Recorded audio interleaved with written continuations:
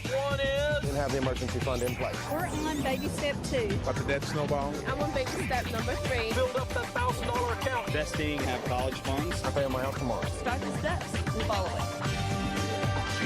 Act your wage. That is dumb, cash is king. That is normal. Be weird.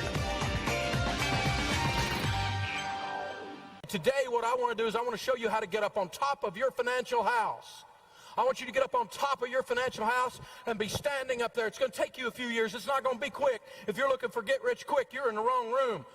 We don't sell microwaves here. We sell crock pots. I want you to get up on top of your financial house and be standing up there like Rocky going, Adrian! Yeah, baby. And how do you get up on top of the house?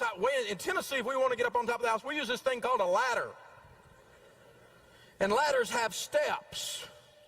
And they have rules about the steps.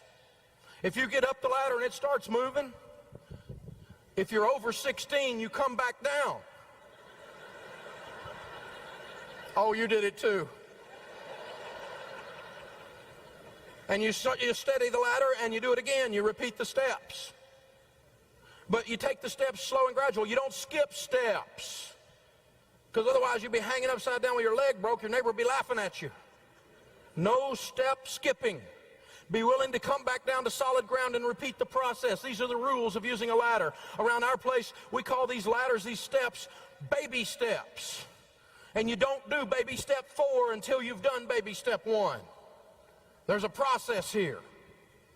And there's a reason, because you have to lay a solid foundation. If you're going to build a house, you don't bring the trim carpenter in and start tacking up the crown mold if you hadn't done the drywall and built the house on top of the foundation. You start with the foundation and you build up from there. Baby step 1. We're going to start with, before we do anything else, $1,000 baby starter emergency fund. It's only $1,000, and I want you to get $1,000 as fast as you possibly can to start that. So that's not your emergency fund, that's your starter emergency fund. I want you to get 10 Benjamin Franklins, baby, right quick, right now, fast. Get 10 Ben Franklins as fast as you can. A month. Have a garage sale. Bust it. Get in gear. Quickly. Maximum of a month. I want you to get $1,000 saved right now. Fast. This is the easiest baby step because it's only $1,000. And it's the one you'll do the fastest in most cases. This is the hardest baby step because this is the point you decide, am I really going to change my life? Am I really going to buy into this stuff? Am I really going to do something that other people are doing? Am I really going to engage this process? Or am I going to keep doing it, slopping it up the way I've been doing it? I'm going to get serious. I'm going to get focused. This thing is going to change. Because, here's the problem. We don't like change. Human beings don't like change. We tend to do the same thing over and over and over again. Some people work in a job that they've been with 15 years and they hate every day of it, and the only reason they don't change is because they don't like change. Even if we're doing things and they're not working for us, we defend it. We protect and fight for our right to be stupid. You ever done that? I'm driving along, the speedometer reads 80 miles an hour, my wife's looking at the map, says we're going the wrong way. I say, yeah, but we're making good time. We get stuck in our stuff, don't we? We're like a toddler sitting in a poopy diaper. Yeah, I know it smells bad, but it's warm and it's mine. We don't like change. Let me tell you, if you're going to win in this life, you have to learn to embrace change, because the only thing that never changes is we're going to change. Change is a way of life. Embrace it. And you got to embrace it with changing and doing some new stuff with your money. Start with $1,000 in the bank. You got to learn to save money. What we're saying here is now look at that. See, I like those things like that. That right there is why I get the big bucks. Isn't that deep? You must save money. Man, that's good, isn't it? You know what? It is. Because nobody does it. Everybody talks about it. Everybody looks at it and goes, uh-huh. And nobody does it. We're walking around with no money. The richest country the world has ever known. And all the money leaves your house every month. You have to make this a philosophical process, a theological process, a spiritual and emotional, a relational and a mathematical process. I'm saving money. I'm sick of being broke. Well, you don't know about, yeah, I do. I've done your budget. I've been doing budgets for 20 years. I do know about. I know it's tough. I know it's hard. So's being broke. Wah. Step up. There's some stuff to be done here. So what we're starting here is the first step of savings. It's the emergency fund. Grandma said to save for a rainy day. Emergency, visual aid. This is what your emergency fund is. 78% of Americans, according to Money Magazine, are going to have a major negative financial event in any given 10-year period of time. You better be ready. It's coming. You need to be ready. You need to save money for emergencies. You're an emergency looking for a place to happen. If you hadn't been kicked in the knee to the tune of $5,000 to $7,000 in the last 3 or 4 years, you're overdue duck. Statistically, it's coming. Get ready. You need to build your emergency fund. Dave, you need to be positive. I'm positive. It's going to rain. Get you an emergency fund. That's how this stuff works. This $1,000, you don't even have to put this in the bank. You could just do like one lady did. She went down to Walmart and bought a 8x10 picture frame and put it in there and framed it and wrote under this, in case of emergency, break glass. You don't want to keep it in the underwear drawer because the pizza man will get it. No, the pizza man's not in your underwear drawer. But I know what happens. Ding dong. Oh, it's an emergency. You got to keep it where you can't get to it too easy, but where you can get to it if you need it. Baby step one is, one more time, it's $1,000. Quickly get $1,000. Get that $1,000 set aside. Get that minimum baby step, that beginner starter emergency fund ready to go. Personal finance is 80% behavior. It's only 20% head knowledge. You've got to change what you're doing in order to get a different result. You can't keep doing the same thing over and over again and expect a different result.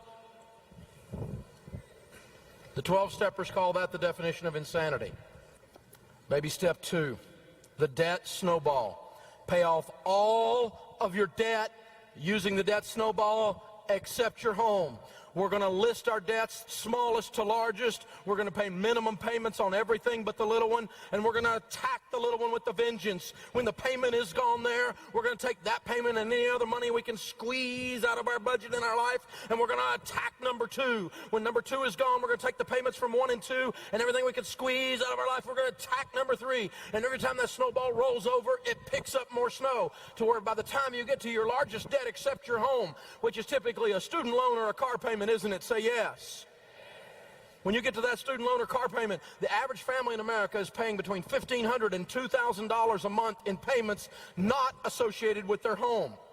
Non-mortgage payments. When you start paying $1,500 or $2,000 a month on a $10,000 car loan or a student loan, that sucker's gone in just a few months. You getting the idea? We pay this off smallest to largest. Well, Dave, would it not be mathematically proper to pay off the highest interest rate first? Yes, it would. If we were doing math, we wouldn't have credit card debt. This is about behavior modification. When you go on a diet, it's a good idea to lose weight the first week. That way you will keep doing it, because it's too much work to not eat and to exercise. It makes you grouchy. It does me anyway. Oh, you too, I see. Okay, so, the deal is this. I got to see some results for my pain. You with me? And when I can knock off that little one and knock off that next one and knock off that next one, I'm getting that pump-up thing going. I'm going, this is doable. My belief kicks in. My faith is built. My hope grows, and I get more and more and more and more intense as I go down the thing. That intensity, that focus causes this to happen. And I noticed that intensity and that focus in the intimacy of talk radio. As people are calling in, I got to where after years of doing this, I can kind of tell if they're going to be able to do it. I can hear it in their voice. I can hear it in the cadence of their speech, in the words that they're using. Out of the abundance of the heart, the mouth speaks, the Bible says, and I can hear what's going on there. I can discern what's happening. Not every time, but I started noticing that I can tell that one's going to make it and that one's not. Because they'll call up and they'll go like, Dave, I'm getting out of debt. It's not that extreme, but sometimes it is. But you get this thing coming up out of them. You can feel it. I've had it. Les Brown, the great motivator, says people change their lives when they have finally say, I've had a moment where I say, I've had it. I'm sick of this. That's when you change your life. You got to get to that point. You can wander into debt, but you can't wander out. You got to have this moment where you say, that's it. I'm tired of working my butt off and I don't have anything to show for it but an empty payment book. First step 2, I have to pay my debt off. So I'm going to start with my small pieces and work on up to my big pieces. I don't have a whole lot of debt, but the debt that I have is a real burden to me. So I found that this was really kind of helpful in inciting me to get going and getting it paid off. Baby step 2. Yep. Yeah, plugging away, almost done. So we'll be heading to number 3.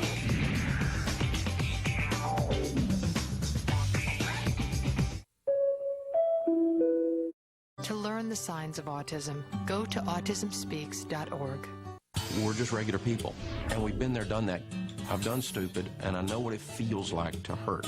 Personal finance is 80% behavior. It's only 20% head knowledge. Everybody else talks about head knowledge, head knowledge, head knowledge. This is the show that's going to talk about behavior. Hey, Dave, we're debt-free. The mission of the show is to take regular people and completely revolutionize their lives. We go through people's underwear drawer right on network TV. I love it. The show where cash is king. Dave Ramsey on Fox Business.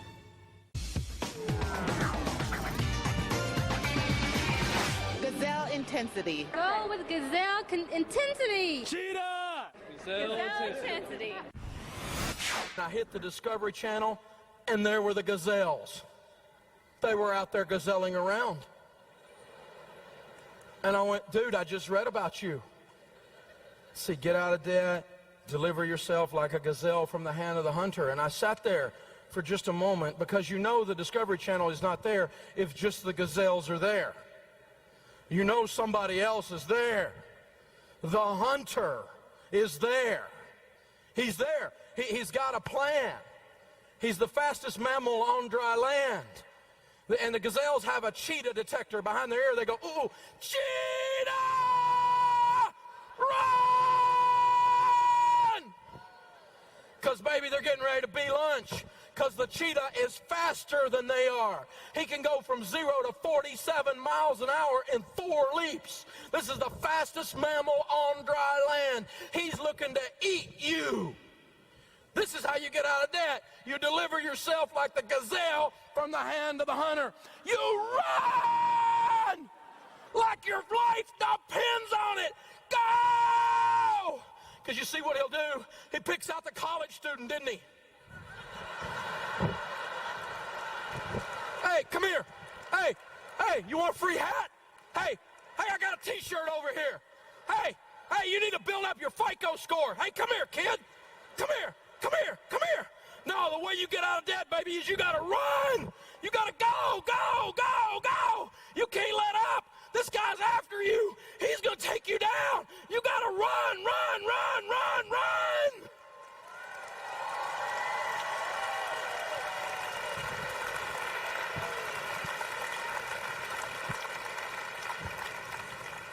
You got to get gazelle intense. The people that get out of debt, that you can wander in. You can't wander out. You got to get, this is a deal, man. It's got to happen. This is how you get out. You deliver yourself like a gazelle from the hand of the hunter. You deliver yourself like a gazelle from the hand of the hunter. I'm not going to do it for you. You're the one's got to run. You know how long we had to look for a clip where they got away?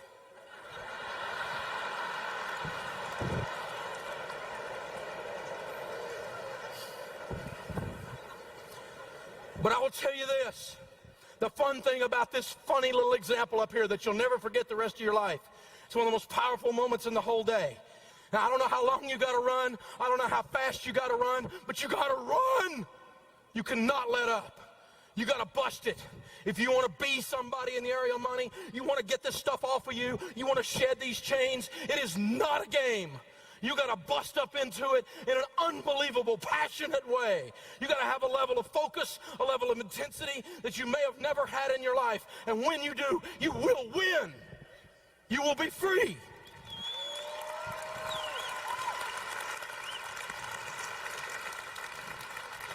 Because I've watched hundreds of thousands of North Americans do this exact thing.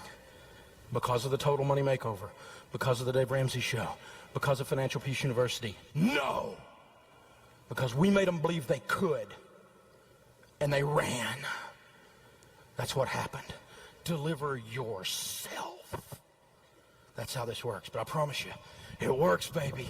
If you keep doing it, you get to chase the cheetah. I'm really excited about Dave Ramsey. I've actually listened to his radio show, and he has the plan. He's right. It's common sense. We all know it, but he puts it in a way that we can all understand. He makes it so enjoyable, and I love his animation.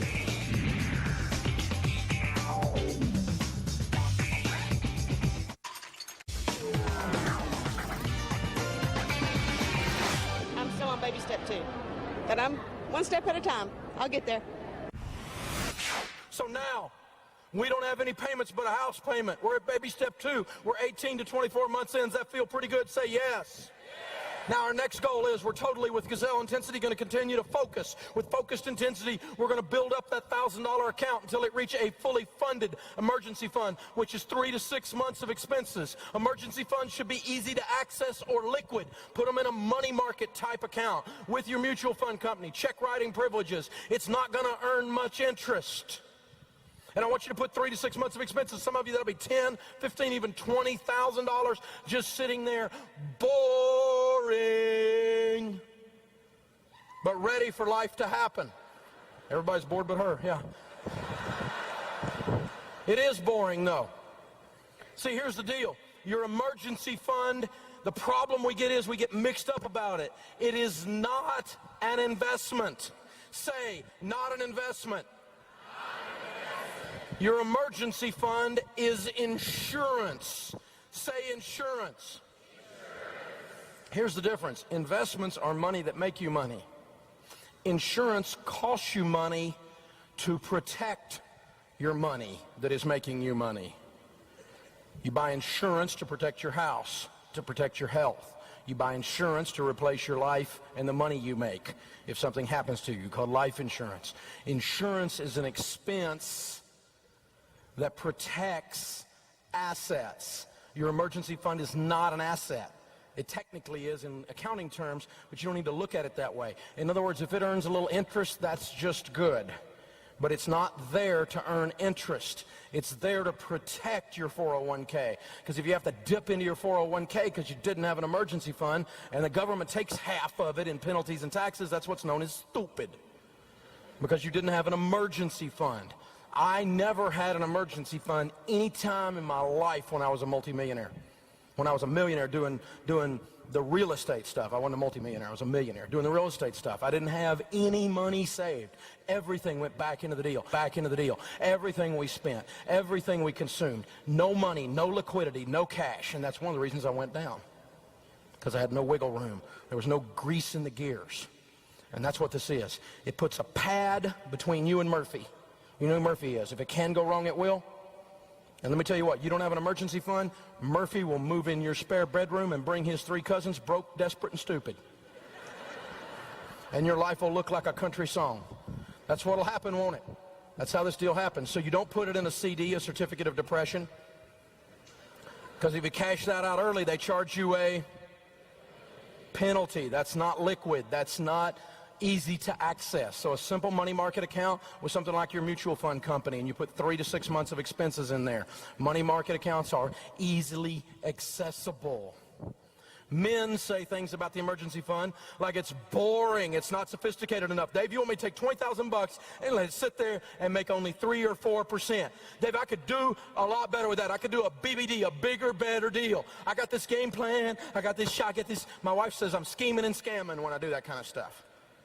And guys are always trying to do this. Very few women do this stuff.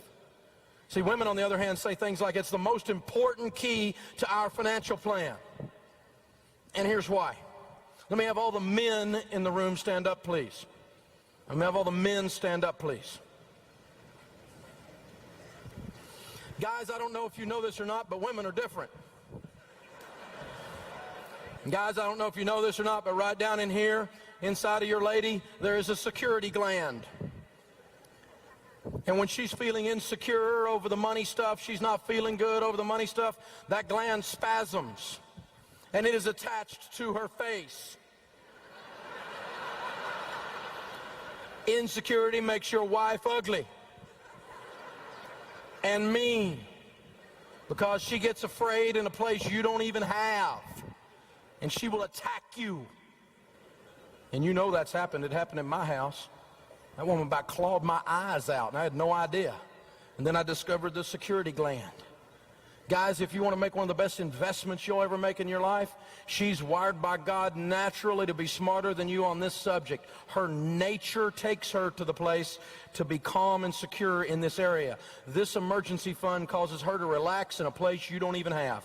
When you do the investment and the work and the budgeting to participate in the process and this emergency fund is put in place, she'll relax and she'll look at you through a different set of eyes. This is one of two things I'm going to tell you today for those of you that are married or ever want to be married that will revolutionize your marriage, because she will feel completely different at that point. Not because she's weaker, because on money things a lot of times ladies are actually stronger, but because on this subject that's how she's wired. And she'll look at you in a different way when that emergency fund's in place. It's an investment in your marriage. Am I right, ladies? I rest my case. An emergency fund turns a crisis into an inconvenience. If your transmission goes out and it's $2,700 to fix it and you have $15,000, you go, dadgum, the transmission went out. That's a pain. Transmission goes out and you are broke, you go, oh God, the world's coming to an end. It changes your whole life. The drama starts to leave your life when you have this emergency fund stuff in place. It is absolutely powerful. That is baby step 3. Well, I'm saving between $300 to $400 a month into a savings account in case I ever get laid off or I get sick and I need to take off a few months, and I'll have that to save. Just start saving. That's the most important thing, start saving.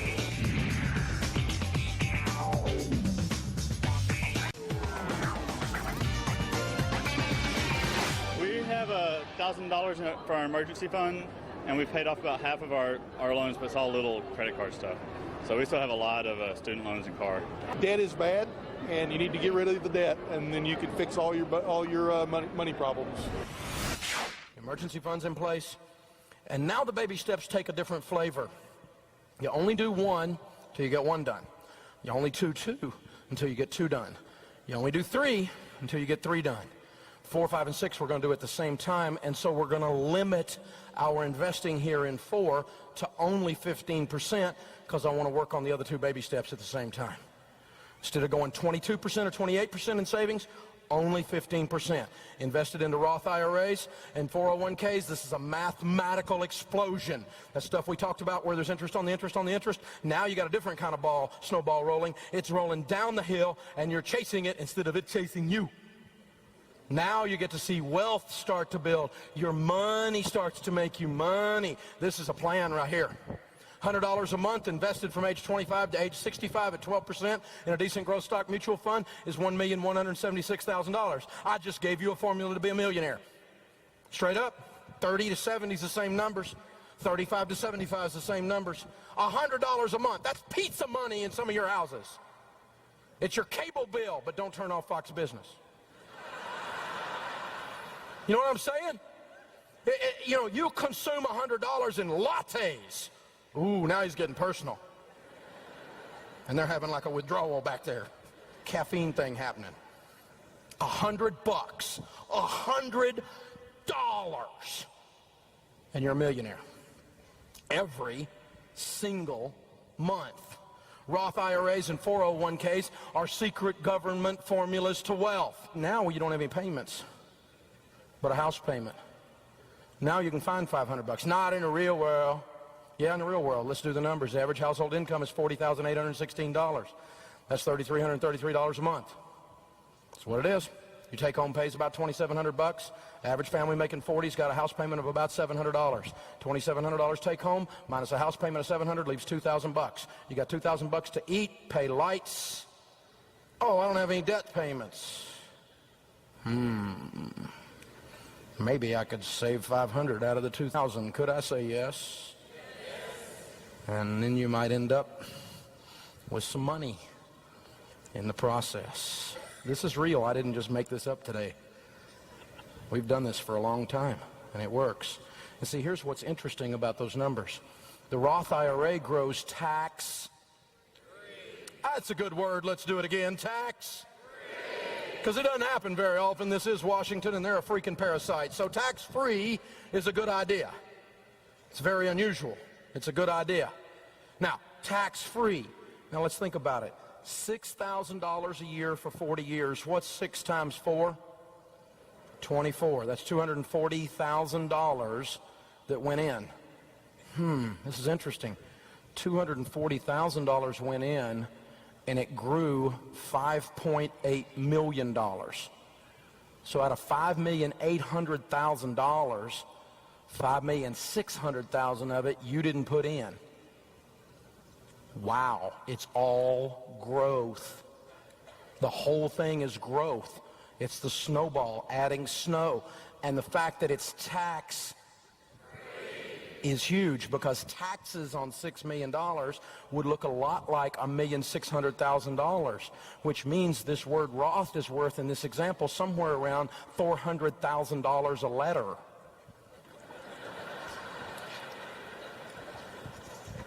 The 401k is a secret government formula to wealth, because you do that investing pre-tax. If you take $1,000 of your income and bring it home, by the time it gets home, it looks suspiciously like $700. But if you put it in pre-tax, the whole $700 plus your $300 you would have given to Congress goes in.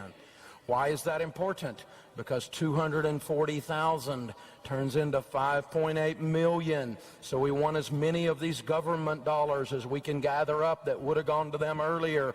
We use them. They do a lot of heavy lifting. So every one of them are multiplied bazillions of times over. So every dollar I can keep in my hand to grow money with pre-tax investing is genius. Well, my mean old company doesn't match. I'm not putting money in the 401k. Out of the way, you get back at them by you being broke. That's smart. But the trick is you need to start, and you need to start right now. Ben and Arthur illustrate that fact for us. Ben invests starting at age 19. He invests $2,000 a year in a good growth stock mutual fund all the way up until age 26. Ben puts in $16,000 for 8 years, $2,000 a year. That's $16,000, and then he quits investing. Because you see, at age 27, how much did Ben put in? Zero. One more time. How much did Ben put in? At age 27, he quit investing. It's not a trick question. And the money grows, and the money grows, and the money grows. His brother Arthur wakes up and says, whoa, I've been dumb. I need to catch up. I'm going to start investing $2,000. He starts at age 27. He invests $2,000 a year from age 27 all the way to age 65. He puts $78,000 in, and he never catches up. The guy who put in $16,000 beats the guy who put in $78,000 by $700,000. Some of you are going, that's a real neat chart if I was 19.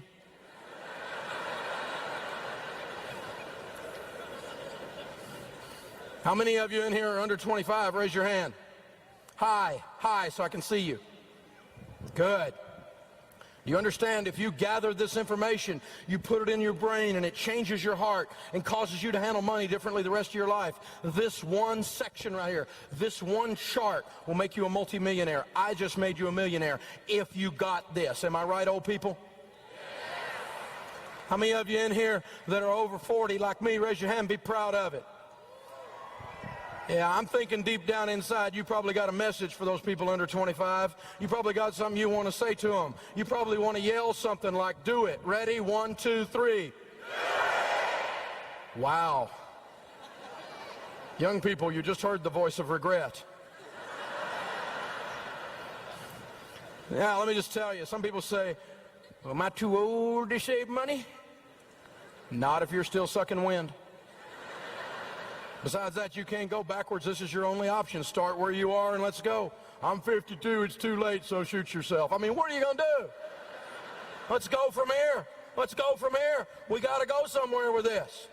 I know people make the most money they ever made in their lives in their 50s. Lots of people never do anything until they're 60. Colonel Sanders never fried any chicken commercially until he was 67 years old. Grandma Moses never painted a painting until she was 84 years old. She did 1,500 works of art. 450 of them she did after age 100. Everything you know Winston Churchill for, he did in his 70s. Everything you know Golden Meir for, she did in her 70s. It's not over till you quit. But with the money thing, it's easier if you start now. It's going to be hard, but I'm really going to have to sit down with my boyfriend, and we're planning to get married. So it's one of those deals where you have to sit down, look at your finances, and where you want to be 60 years from now, ultimately. I've been working the system for a while, and I'm slowly coming out of it, so it really does work.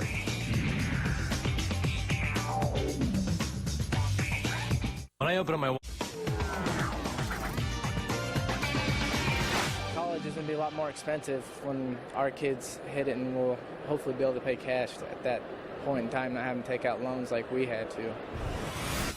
Now, we only put 15% of our income into retirement at baby step 4 because I wanted to save some money to start working on the kids' college fund. If you have kids and you want to do a kids' college fund, baby step 5 is where you do it. You don't do the kids' college fund while you're still in debt because you don't have any money. It's all going to payments.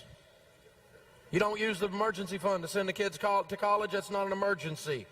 And by the way, when they go to college, they could learn to do something like WORK. It won't kill them. How many of you worked while you were in college? I rest my case.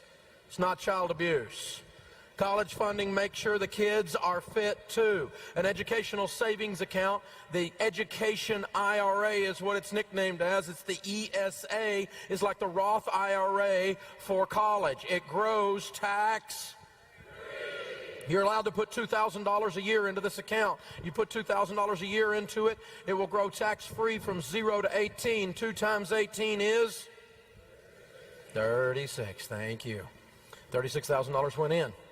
$36,000 went in, but you'll have about $126,000 in there at 12% when they reach 18, and that means you have somewhere around $90,000 in growth that you pay no taxes on because this is tax. So do this for your kids' college, the educational savings account and good growth stock mutual funds. Take the time to research the cost of college. You need to think about that when they're little. You need to think about that as they get older. Some of you have kids that are 13, 14 years old right now. You haven't started saving for college, and so you're not going to have enough to pay cash for college. They're going to do some things, and you're not going to have enough to pay cash for some big, expensive private school unless you put them deeply in debt. Instead, you could do something like send them to a school you could afford. Oh, there's a thought. But see, we go crazy with the word education. We worship at the altar of the diploma in this culture. Let me tell you what your college degree is worth. Nothing. It's worth nothing. The knowledge that you got on the way to getting that degree, if it is applied in the marketplace, is the only thing that has value. Knowledge is the currency of this millennium. Knowledge is important. Continual learning is important. It's not over when you leave college. You need to read and do some other things and continually get better like you're doing in here today. Continual learning is the only way you're going to win. Teach your kids that. Think about what you're getting for what you're spending. Because let me tell you what is the only thing that's more useless than your degree is your pedigree. Totally useless. I'm happy for you if you graduated from Wharton or Harvard or Yale. I am not putting those schools down. I'm not putting down Vanderbilt. But let me tell you what, if you're going to go there, you better be ready to pay for it. And if you're telling me it's worth going $100,000 in debt to there, I can economically prove to you you're an idiot. The average college student is graduating right now with $27,900 in student loan debt. This is crazy. And another $6,000 in credit card debt, by the way. First rule of college, pay cash. Pay cash, pay cash, pay cash. My daughter, as a matter of fact, she's a senior right now at SMU, and she'll be graduating, walking across that stage, and I am so very happy because you know what? She will graduate with not owing one dime to the state of Texas or SMU. And I am I'm just full of it. I really do, and I love Dave Ramsey. And everybody should practice his methods. They really should. Thank you, thank you, thank you. Woo-hoo!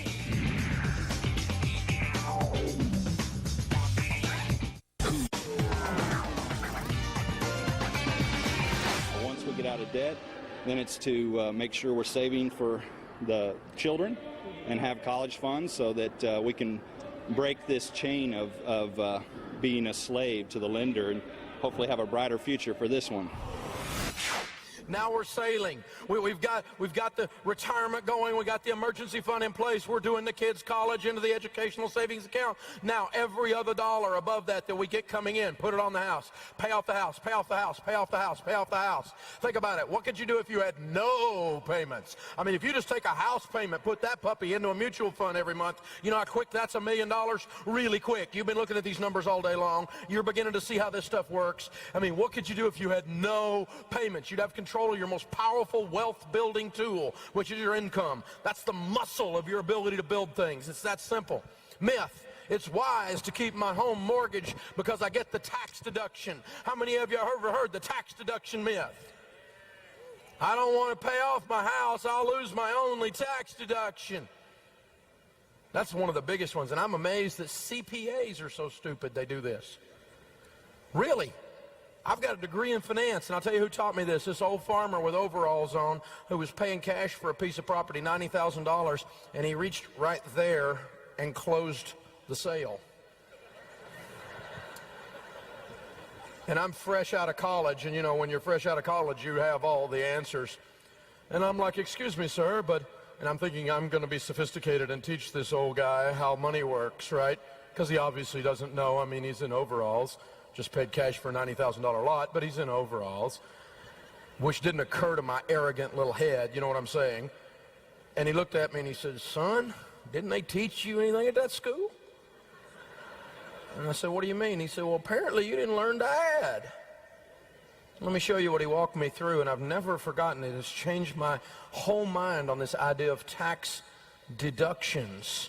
Now, take a tax deduction if you have one. For goodness sakes, don't send too much money to Washington. But staying in debt because of a tax deduction, here's how that works. Think about it for a second. If you had a $200,000 mortgage at a 5% interest, that means the interest that you paid that year would be 5% of $200,000, which is $10,000. Does that sound right? Say yes. By the way, in this, there's no trick answers. I'm not going to trip you, okay? So you're safe. Now, if you do that, and you make $70,000 a year, and you have a $10,000 tax deduction, and you make 70, you don't pay taxes on 70 if you have a $10,000 tax deduction. You pay taxes on 60. And so, if that's the case, you're in a 25% tax bracket. You saved $2,500 in taxes. Because if you're Dave Ramsey, crazy man came down, paid off your mortgage, then you wouldn't have the $10,000 in interest payments, so you would lose the deduction and you would not pay taxes on 60. Instead, you would pay taxes on. So that extra $10,000 of income is now taxable. And if that's the case, if the numbers I'm using, you're in the 25% tax bracket. That means 25% of $10,000 is what I cost you. That's your extra tax bill, or $2,500. So what we're saying is a tax deduction, mathematically, is sending the mortgage company $10,000 to keep from sending Washington $2,500. Let me try that again. It's sending the mortgage company $10,000 to save sending a taxes of $2,500 to Washington. I may have to wait till y'all get this. Here's an idea. Pay off your mortgage, give your church $10,000, and you get the exact same benefit.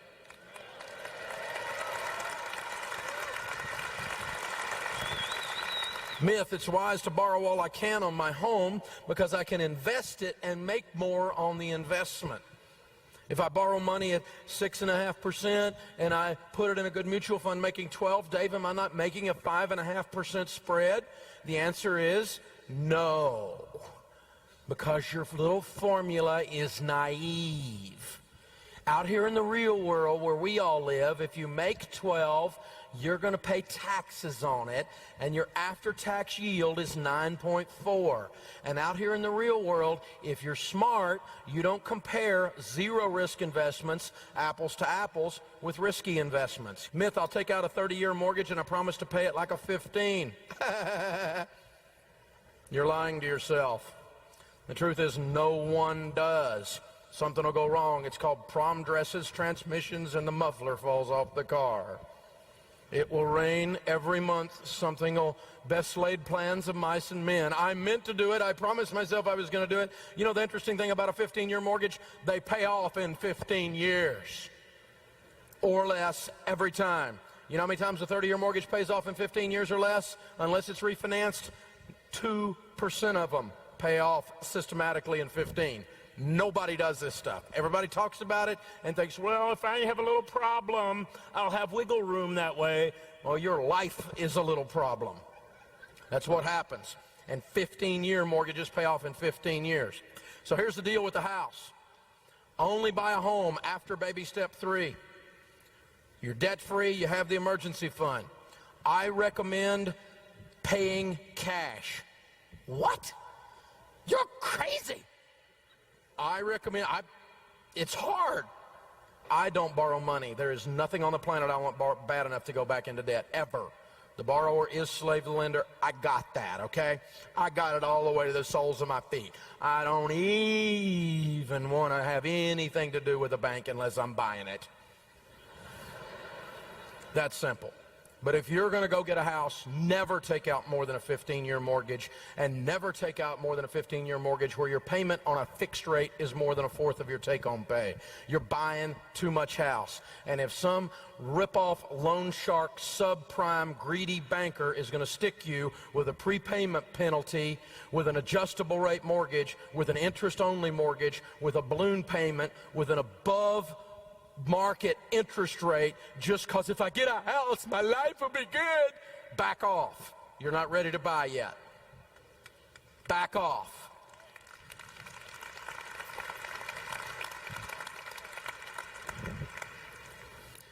Do not be conformed to this world, but be transformed. How are we transformed? By the renewing of our minds. Transformed. Have a total money makeover. People don't get the best use of their money and or have money problems for two basic reasons. Number one is ignorance. Don't get mad at me. I'm ignorant about some things. You don't want me doing brain surgery on you or fixing your car. In either case, there'll be parts left over. Ignorance is not lack of intelligence. Ignorance is lack of know-how. I don't know how to do those things. I'm an intelligent guy, but I don't know how to do those things. You can do that. You can hire people to do brain surgery. You can hire them to work on your car, and I highly recommend it in both cases. But don't hire them to manage your money. You need to learn how to do this stuff.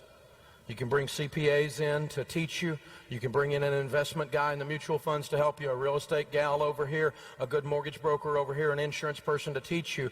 But they all need to have the heart of a teacher, because all you're looking for is counsel. You're not looking for a babysitter. You're not looking for a daddy or a mommy, because it's your job to manage your life.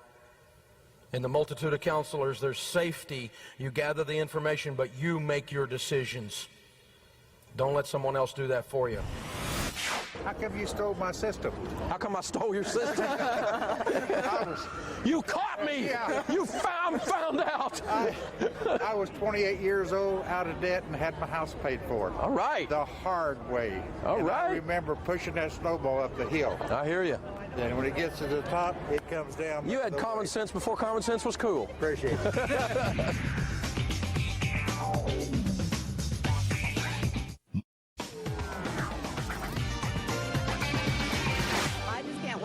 Till I can make that phone call and yell into that phone of mine, I am debt-free. Now we got the house paid off. Now the kids' college is underway. Now retirement's underway. See, when you get all that done, baby step 7, there's nothing left to do except build lots of wealth and give it away. You're going to have the most fun you've ever had with money when you hit baby step 7. When you launch into this area of wealth, you're going to look at things through a completely different lens that you didn't even know you had in your camera. It's a whole new way of seeing things. Your most powerful wealth building tool is your income. When you get control of that, it will launch you. And you don't have to be on the radio, and you don't have to have best-selling books to do it. Regular people making $50,000, $60,000 a year do this stuff all the time. Wealth is not an escape mechanism. It is instead a tremendous responsibility. If you think your life's going to get better just because you get money, you're wrong. Because you become more of what you are. If you are a jerk and you get a bunch of money, you will become a very large jerk. If you're generous and charitable and you get money, you will have a huge impact on people around you. You'll never sit down in church next to a single mom who's crying because her light bill isn't paid, but what you just reach over and pay it to the end of the year. But you really don't do it right then. You do it after you get home so she doesn't know who did it. Because it was really God that did it. It wasn't you. You don't need to be taking the credit anyway.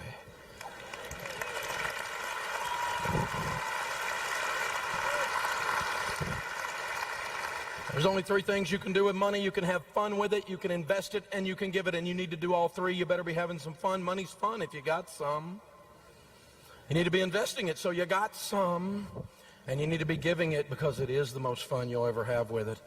Giving is possibly the most fun you'll ever have with money. That's the deal. You know, Winston Churchill said, we make a living by what we get. We make a life by what we give. Andrew Carnegie, who was the Bill Gates of his day in the year 1900, Carnegie Steel, Carnegie Hall, and started most of the public libraries in America today, the wealthiest guy of the year 1900, used to say that surplus wealth is a sacred trust to be managed for the good of others. If you'll bear with me for about 2 minutes and not move, this last section is very, very important. There's 2 things I want to cover with you. One is this. Each of you are perfectly trained, perfectly designed 4-cylinder engines. You need to run on all 4 cylinders to be able to win. We're physical beings. Take care of this. You get one. Don't go to McDonald's, eat 62 Big Macs, and go, Lord, bless this for the nourishment of our bodies. Take care of this. You get one. Eat less, exercise more. It's not hard. Just be cognizant of what you're putting in your mouth. People don't sneak in your bedroom in the middle of the night and stuff food down your mouth. It's you. You're the one doing it. I know because I put the sign on my desk. It's the food stupid. I know it's me. It's my job to take care of me. The second thing is we're emotional beings. If you had something bad happen to you in your life, and most of us that are breathing have, you may need to sit down with your pastor or with a good counselor and unpack your baggage. Life's too short to go through it with the Samsonite. It's heavy. Well, Dave, I came from a dysfunctional family. We all did. They had people in them.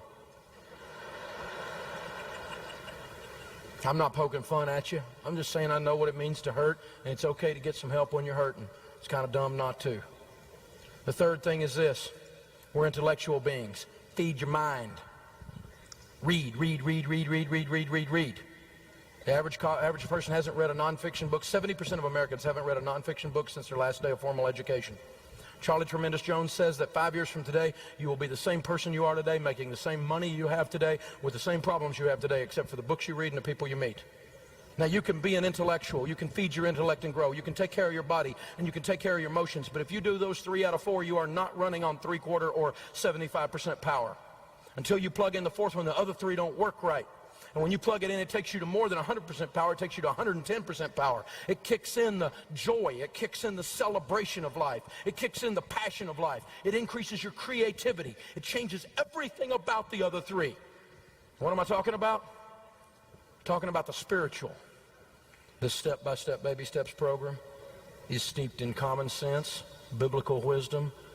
It is an absolute process that is proven. Literally to date, millions with an S of Americans are somewhere in those baby steps. They're right now working this exact process. Millions and tens of millions, even hundreds of millions of dollars of debt has already been paid off.